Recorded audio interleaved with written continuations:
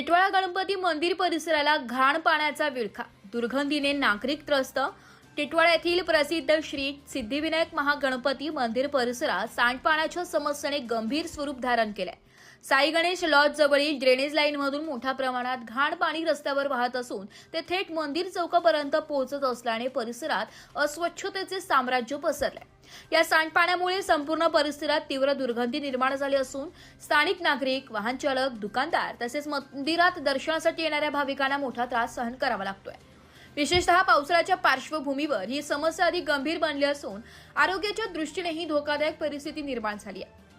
स्थानिकांच्या म्हणण्यानुसार संबंधित ड्रेनेज लाईन अनेक दिवसांपासून गळती होत असून प्रशासनाचे याकडे दुर्लक्ष होत आहे। मंदिर परिसर हा टिटवाळ्यातील सर्वाधिक वर्दळीचा भाग असल्याने येथे स्वच्छता राखणे अत्यंत आवश्यक आहे। मात्र सांडपाण्यामुळे रस्त्यावरून ये-जा करणेही कठीण झाले आहे।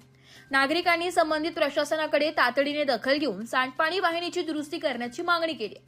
तसेच भविष्यात अशा समस्या उद्भवू नये यासाठी कायमस्वरूपी उपाययोजना करण्याची अपेक्षा व्यक्त करण्यात येत आहे।